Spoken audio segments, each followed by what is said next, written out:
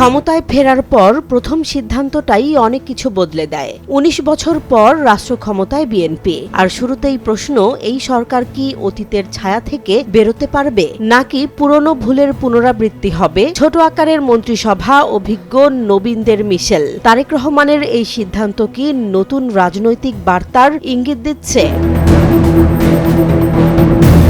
বিএনপির দায়িত্বশীল একাধিক সূত্র জানাচ্ছে, নতুন মন্ত্রিসভার আকার বড় হচ্ছে না। সম্ভাব্য সদস্য সংখ্যা ৩৫ থেকে ৩৭ জন। এর মধ্যে ২৬ থেকে ২৭ জন পূর্ণমন্ত্রী এবং ৯ থেকে ১০ জন প্রতিমন্ত্রী থাকতে পারেন। শেষ মুহূর্তে একজন বা দুজন যুক্ত হওয়ার সম্ভাবনাও উড়িয়ে দেয়া হচ্ছে না।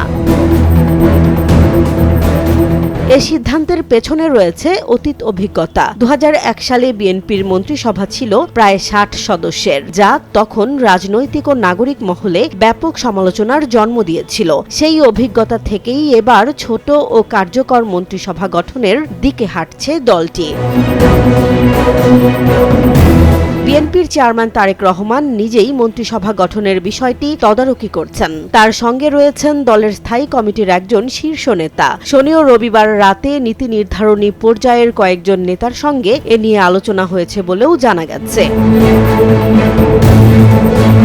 নতুন সরকারের প্রধানমন্ত্রী ও সংসদ নেতা হচ্ছেন তারেক রহমান। মন্ত্রিসভায় গুরুত্বপূর্ণ দায়িত্ব পাওয়ার আলোচনায় রয়েছেন দলের মহাসচিব মির্জা ফখরুল ইসলাম আলমগীর, স্থায়ী কমিটির সদস্য আমির খসরু মাহমুদ চৌধুরী এবং সালাউদ্দিন আহমদ।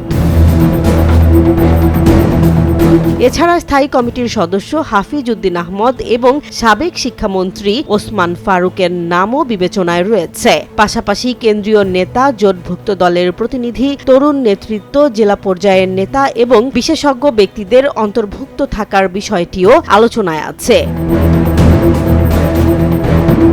এদিকে রাজনৈতিক বিশ্লেষকেরা মনে করিয়ে দিচ্ছেন, ২০০১ থেকে ২০০৬ সাল পর্যন্ত বিএনপি সরকারের সময় বেশ কয়েকটি মন্ত্রণালয় নিয়ে বিতর্ক তৈরি হয়েছিল, যা সরকারের ভাবমূর্তি ক্ষুণ্ণ করেছিল।